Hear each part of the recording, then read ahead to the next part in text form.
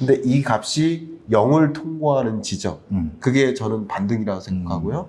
0을 통과한 이후에는 매우 완만한 반등으로 유지될 것이다 라고 보고 있습니다. 그러니까 강한 상승 압력은 하나도 없어요. 강한 상승 요인 대보세요. 하나도 없어요. 그러나 상승 요인은 있고 하방 요인도 있는데 상승 압력이 조금 더 크다는 거예요. 그래서 완만한 반등을 진행할 것이다. 이 완만한 반등은요, 거시경제 관점에서도 상반기보다만 낫지 하반기가 조금 나아요. 완만한 반등이에요. 물가도 여전히 높은 물가예요. 그리고 물가 상승률 목표치 2%의 밑으로 안 떨어져요. 근데 어쨌든 떨어져요. 그러니까 거시경제 기조가 다 비슷해요.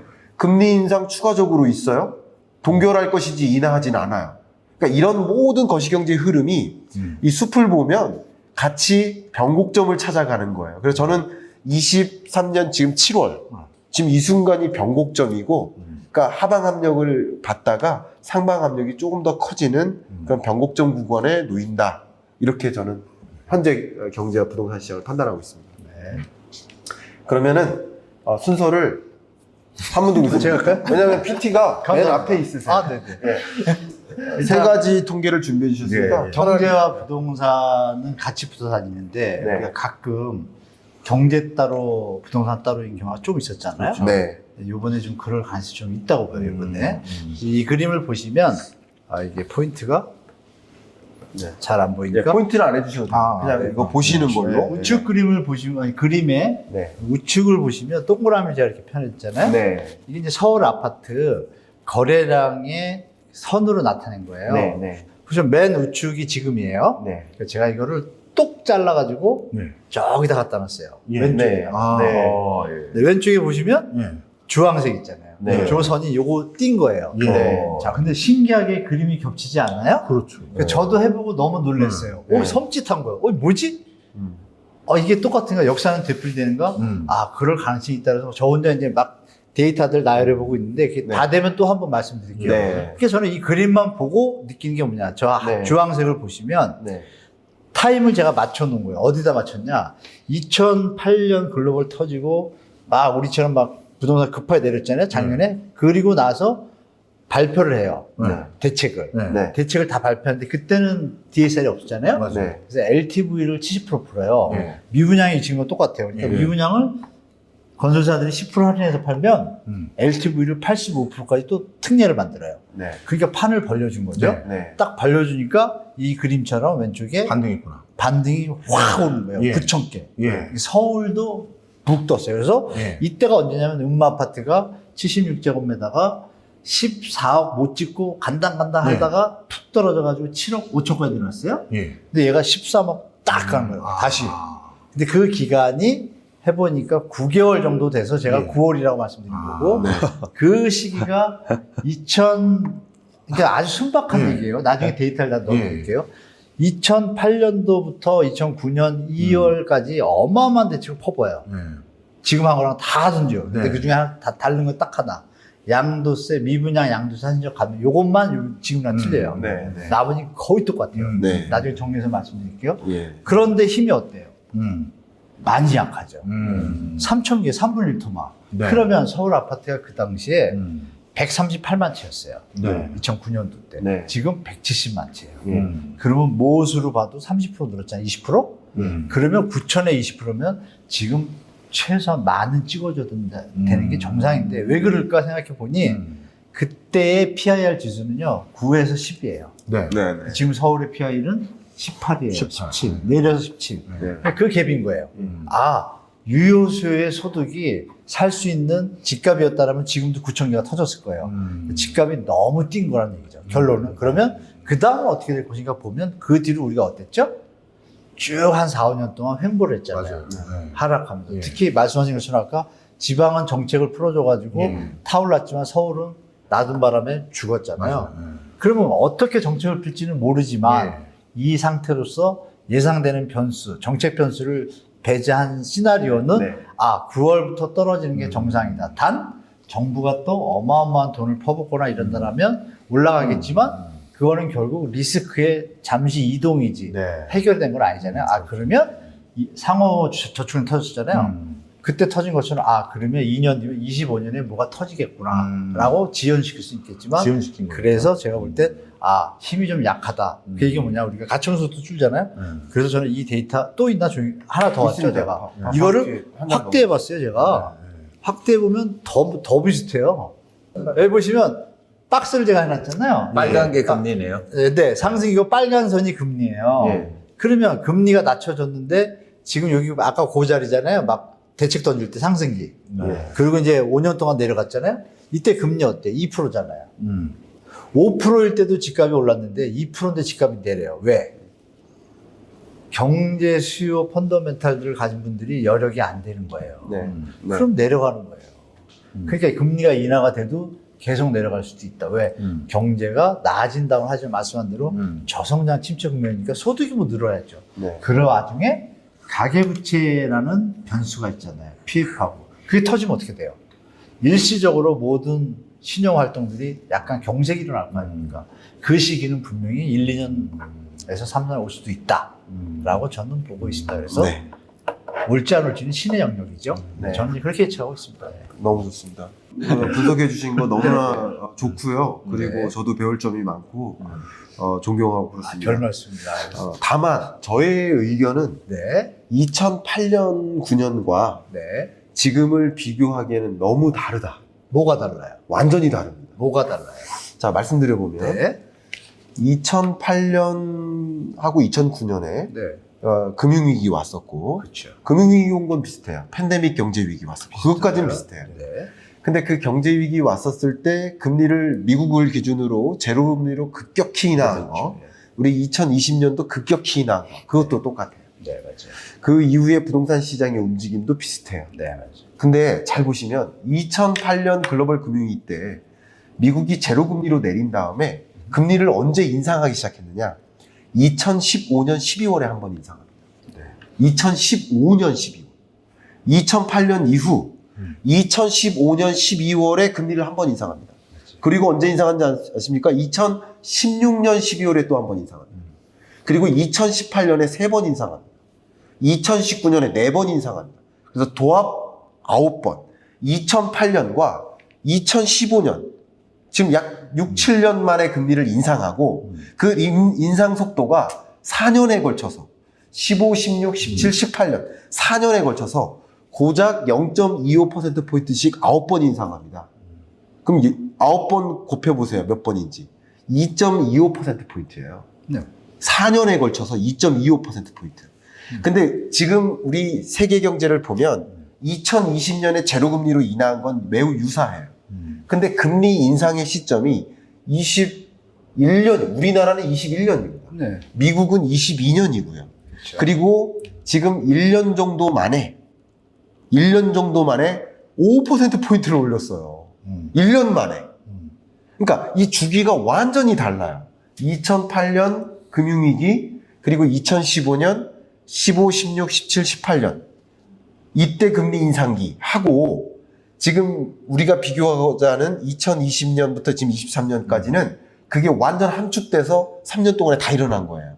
그러니까 사이클이 굉장히 빨라졌습니다. 그래서 저희 견지에는 교수님 의견도 너무 존중스럽고 감사한데 저희 의견은 이 주기가 굉장히 많이 빨라졌다. 금리라는 주기도. 예. 왜냐하면 2008년도 금융위기 왔죠? 그 위기의 그 흔적이 굉장히 길었어요. 네. 근데 팬데믹 위기 왔죠? 다시 제자리로 돌아갑니다.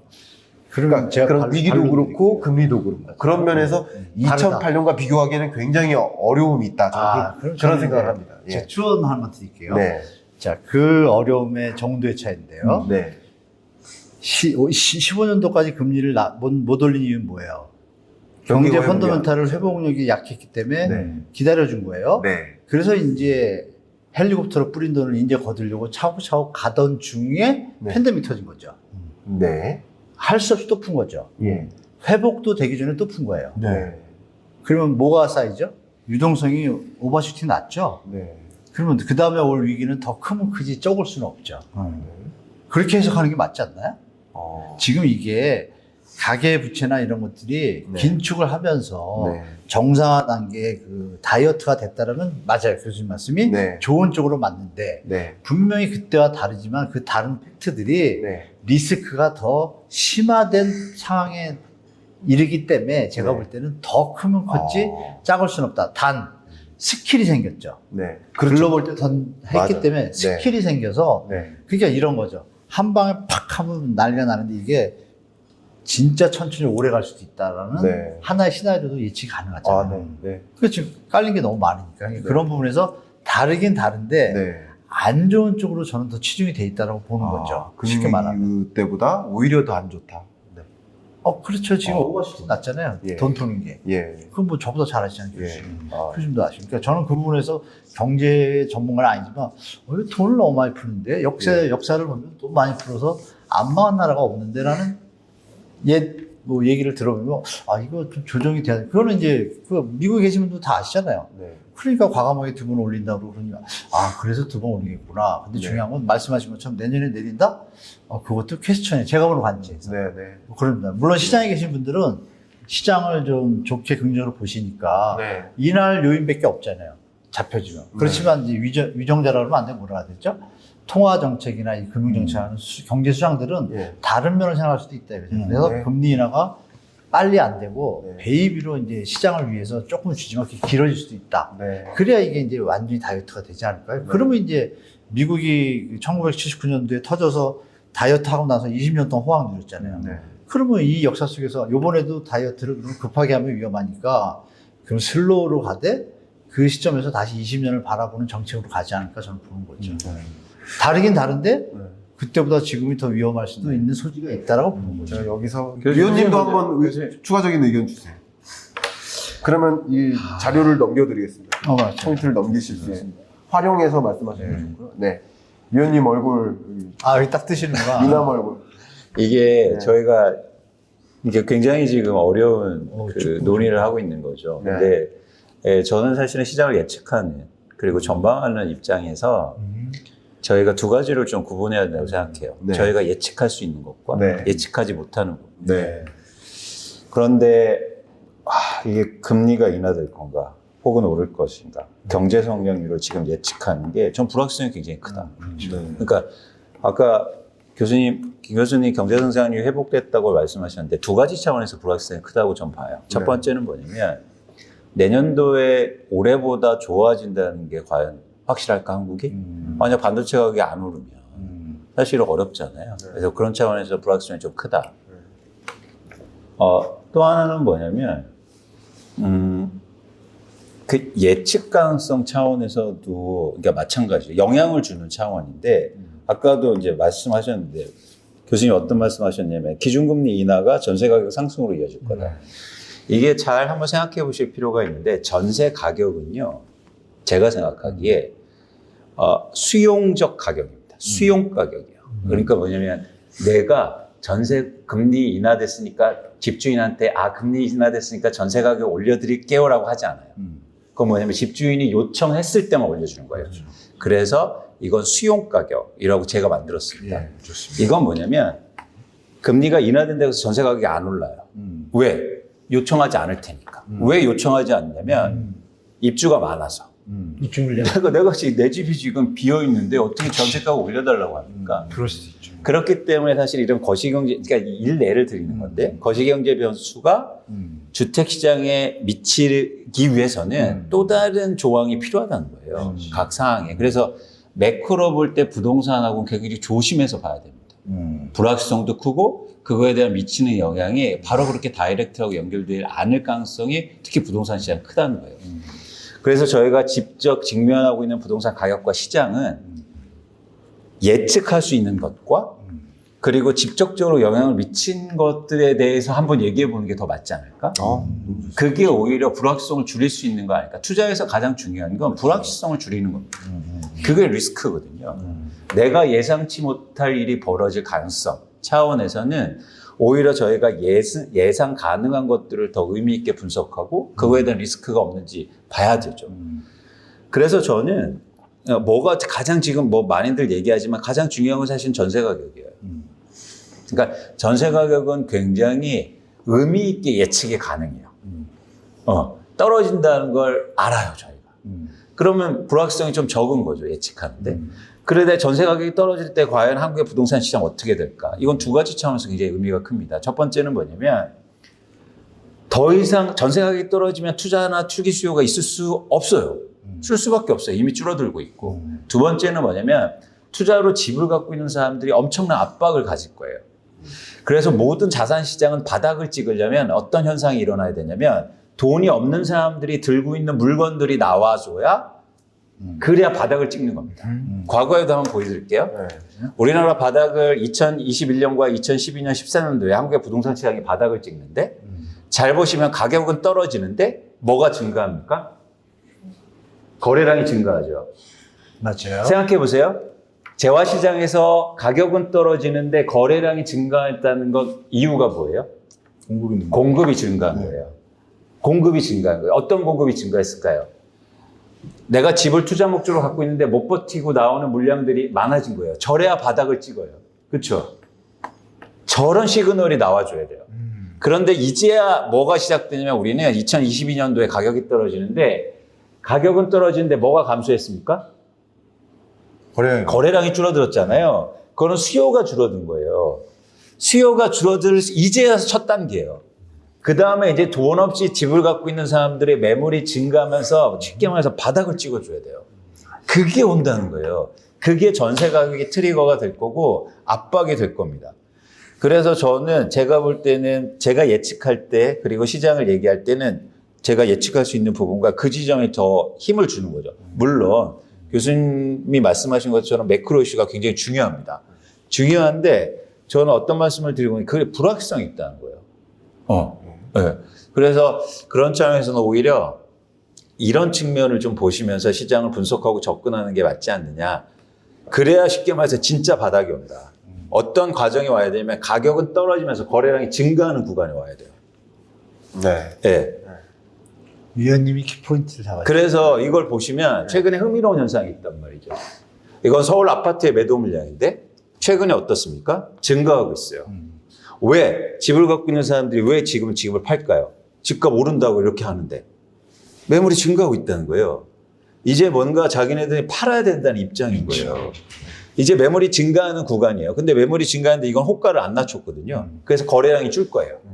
매물은 증가하는데 호가는 안 낮췄으니까 수요가 없는 상황에서는 줄겠죠. 네. 근데 이제 점점 압박이 갈수록 매물은 증가한 상태에서 이제 호가가 내려갈 겁니다. 그러면 이제 가격이 떨어지면서 거래가 되죠. 그래서 지금까지 시장은 뭐냐면 제가 이런 말을 굉장히 많이 드리는데 많이 빠졌지만 많이 빠지지 않았어요. 가격은 많이 빠진 것처럼 느껴지지만 양이 많지 않았어요.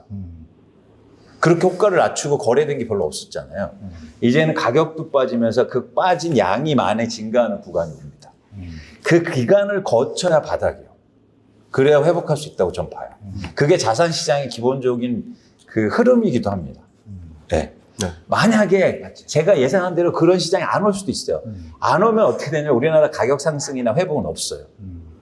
계속 부진하게 올 것 같아요. 네. 9월에. 그래서 그런 걸 좀 저희가 예측하고 생각하셨으면 좋겠다는 말씀을 드립니다. 좋습니다. 바로 이렇게 토론을 해야 될지 아니면 의견을 먼저 듣고 할지. 예. 의견을 한번 말씀 주세요. 다 좋습니다. 준비해 오신 예, 자료가 예. 있어요. 원래 박정우 교수님이 네. 자료 같은 거 잘 안 주거든요. 그래서 근데 자료를 오늘 준비해 오셨어요. 뭐 다들 준비해 오시는데 자료를 쟁쟁한 선배님들이 해주신다는데 저도 좋습니다. 뒤늦게라도 몰라요. 일단 의견을 여쭙고 네. 하나하나 그 반박하실 포인트를 미리 하셔도 좋으니까. 네. 예. 네, 좀 설명을 드리면 네. 아까 저도 이광수 대표님 말씀에 전적으로 동의해요. 부동산을 우리가 취득하는데 무슨 반도체 경기라든가 매크로 같은 것까지 한다는 건 너무 간접적인 효과들이거든요. 그러다 보니까 그거는 가장 직접적으로 부동산 정책이라든가 부동산과 관련된 그 이슈를 약간 커버하는 전체적인 환경인 거지. 지금 부동산을 볼 때 가장 핵심적인 거를 먼저 쓰러뜨려야 그 다음이 중요한 거라서 저도 그럼 100% 동의하고요. 그런 관점에서 저는 슬라이드를 좀 구성을 했어요. 정확히 부동산과 관련된 얘기를 해드리려고요.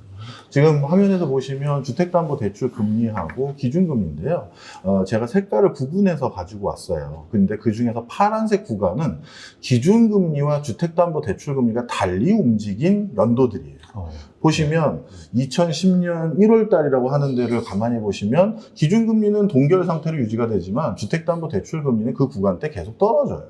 그 다음에 그 중간중간의 구간들도 보시면 기준금리는 동결되지만 주택담보대출금리는 떨어지거나 변동폭이 전혀 다른 구간들이 있어요.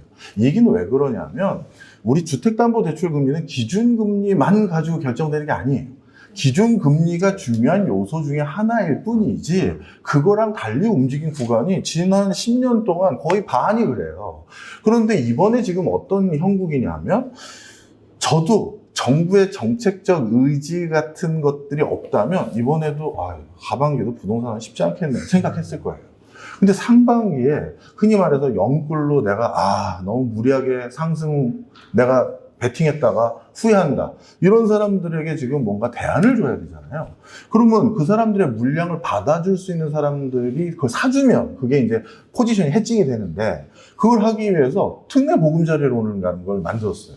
이거는 기존의 자신의 소득이라든가 대출과 관련된 한도와 전혀 상관없이 그냥 DSR을 없애고 그냥 해줄 수 있게 해준 거거든요. 그러다 보니까 흔히 말해서 9억 원 이하의 국민주택 평형이 주로 물건이 많은 동네인 노원이라든가 일부 지역들 다 일일이 열거는 못하겠습니다만 그쪽 지역은 바닥을 다진 거예요. 그런데 이 특례보금자리론이라는 금액이 어느 금액이냐면 60조였거든요. 근데 이 60조가 어느 정도 수준이냐면 통상적으로 1년 동안 우리나라에서 주택을 취득하는데 자연증가분으로 우리가 가계대출을 받는 거 주택담보대출로 그게 40조 원이 평균이에요. 지난 18년 동안. 그러면 40조 원이 그냥 우리가 알아서 은행 찾아가서 집 살려고 하는데요 하는 금액으로 늘어나는 가계대출 비율인데 그거보다 더 많이 페이버를 주면서 베팅을 했단 말이에요. 국가가. 이거는 저도 뭐 정치에 대해서 우호적인 사람이 아니어서 너무 부정적으로 얘기하는지 모르겠습니다만 내년에 선거잖아요. 집값 주저앉히고 나선 아무도 당선 못해요. 네. 그래서 파격적인 수준을 한 거예요.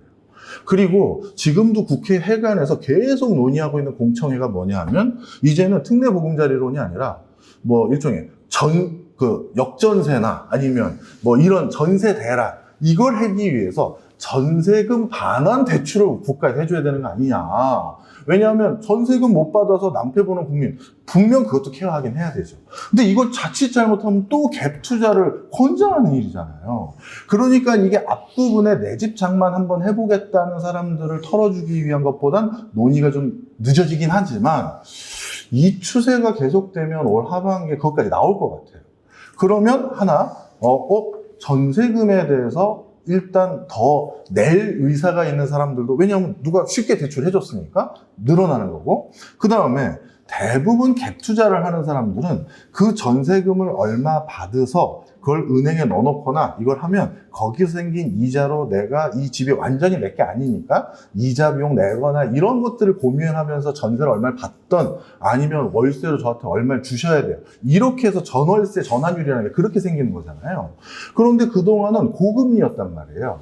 고금리라는 걸 쉽게 얘기해서 전세금을 절 받아도 거기서 생긴 이자가 높기 때문에 내가 은행에다 납부해야 될 이자를 커버칠 수가 있었어요. 그런데 만약에 이거는 이제 추측일 수는 있습니다만 결국은 내년 어느 시점이든 결국 낮아질 거라고 보기 때문에 아니면 내후년이든 간에 그런 과정에서 이자율이 낮아진다고? 그럼 내가 전세금을 더 많이 받지 않고서는 그 돈을 통해서 내가 내야 될 대출 이자를 커버치지 못하거든요. 그래서 아까 말씀하신 것처럼 집주인이 전세금을 올려달라고 해야 올린다는 말씀이 그런 맥락인 거예요. 그런 과정에서 아직까지 우리나라가 최근에 이렇게 고금리 기조를 안 경험해 본 사람이 대부분이기 때문에 고금리 때 그 집주인이 전세금에 대해서 가지고 있는 마인드셋이 어떻게 바뀐지에 대해서 잘 이해를 못하는 거죠. 실제 그런데 전세 끼고 사본 사람들은 요즘 다 아는 게 전세금은 좀 떨어져도 버틸 수 있는 게 요즘 시중 이자율이 괜찮거든. 이게 일반적인 논의란 말이에요.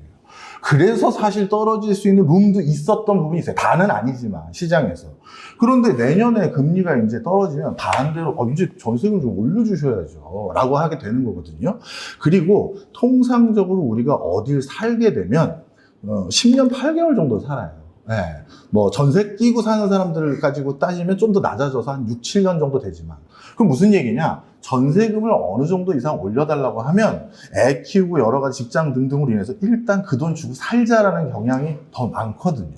그러다 보니까 이 금리 기조의 변화나 이런 좀 뒷순위에 있는 걸까지 고려해서도 나는 조금 상승에 대해서 좀 더 볼 수 있는 여지가 그렇게 판단한 거고 제일 중요한 건 정책적 기조예요. 이거 분명 내년에 부동산 떨어뜨리고 나선 당선 못 되거든요. 그러다 보니까 이건 분명 이번에도 그랬잖아요. 상반기 때 한국은행에서 기준금리 한 단계 올렸지만 우리가 적용받는 실제 주택담보대출금리는 7%대에서 3, 4%까지 내려왔어요. 이건 정책적인 입김이 훨씬 큰 거예요. 그 두 가지를 보는 거고요. 하나만 짧게 더 말씀드리면 이런 과정에서 또 한 가지가 고물가예요. 여기 뭐 부동산은 전문을 하신 분이 계시지만 부동산학 개론에 나오는 내용이 인플레이션 때는 뭐 해야 된다? 현금 가지면 안 되죠. 집 사야 되잖아요. 대표적인 실물이 뭐예요? 부동산이거든요. 그리고 이게 지금 이제 건설회사들이 슬슬 일어나는 일이 집 짓는데, 새 아파트 짓는데 돈이 더 들어가기 시작했어요. 왜? 물가 때문에. 그러면 새 아파트들의 결국 분양 가격이 올라갈 수 있는 상방 압박률이 작용하거든요. 그럼 새 아파트가 어디에 지어졌다라고 하면 그 근처에 있던 주변 아파트 가격이 어떻게 되는지 아시잖아요. 같이 조금씩 올라가거든요. 그래서 그런 부분까지도 금리든 물가든 약간 너무 매크로한 것까지 고려해도 저에게는 상방 압박이 더 느껴졌어요. 그게 제 개인 경험이었어요. 네. 추원해도 될까요? 얼마든지. 맞는 말씀이에요. 팩트로 맞고 정부 정책이 되게 중요한데 네. 저는 그냥 근원적으로 하나 말씀드릴게요. 편하게. 네. 다 좋은데 아까 위원님이 입주 물량 얘기했잖아요. 네.